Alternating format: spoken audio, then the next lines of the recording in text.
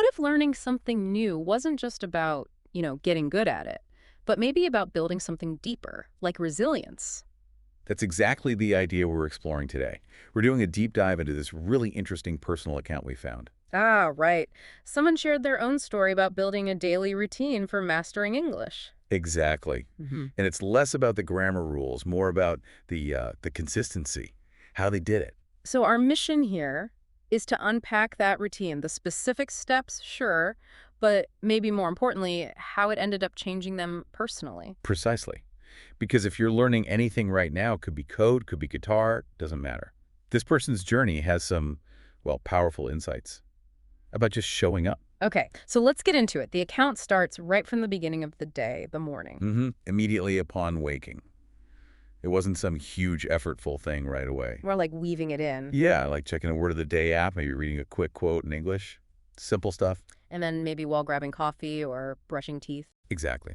Listening to short bits of English. Could be podcast clips, maybe affirmations they recorded. Just brief exposure. And the goal wasn't necessarily full understanding at that point. No, not at all. It was about getting the sounds, the rhythm, Mm. making English feel, well, familiar? Part of the background noise of the morning. Familiarity over perfection. I like that. Okay, then later in the day, things got a bit more focused. Yes, there was a dedicated block.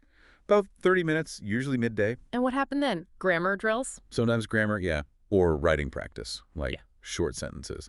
But what really stood out was their focus on reviewing mistakes from the previous day. Oh, interesting. So not just pushing forward, but looking back. How did they feel about those mistakes? Well, initially, probably discouraged, like anyone. Yeah. But they shifted their thinking. Errors became signposts, Signposts, meaning? meaning markers of where they were stretching themselves. Proof of effort, almost. It helped build resilience, Yeah. not seeing mistakes as dead ends. That makes sense. And that kind of structured practice probably fed into the scarier part, speaking. Absolutely. They talked quite openly being, well, pretty scared to actually speak full sentences at first. Yeah, that's a common hurdle. It really is.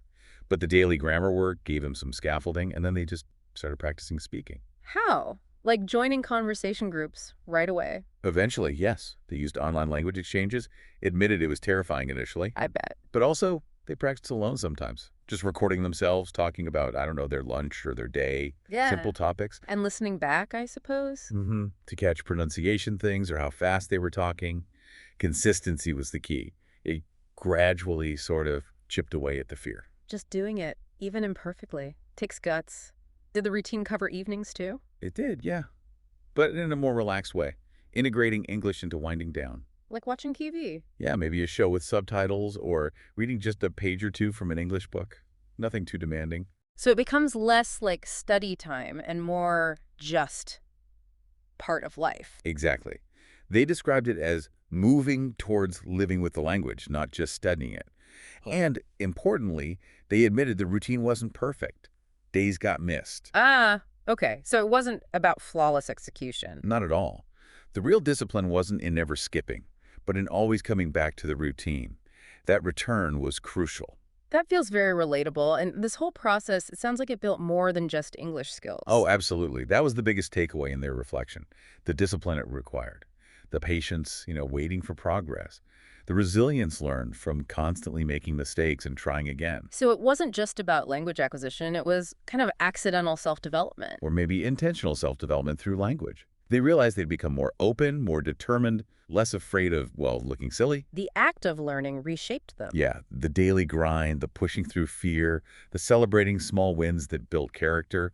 The language was the vehicle, but the destination was personal growth. So if we pull back, the big idea seems to be that consistent, small, daily actions really add up, even if you stumble. It's the rhythm, showing up. That's what drives the change, both in skill and in yourself. And that transformation, the discipline, the confidence, that doesn't just stay with the language learning, does it? No, it spills over. That's Mhm. the beauty of it. You learn, how to persevere. So maybe a final thought for you listening. Think about whatever you're trying to learn or build right now. How is the way you're doing it, the process itself, actually shaping the person you're becoming? Beyond just the skill, I mean.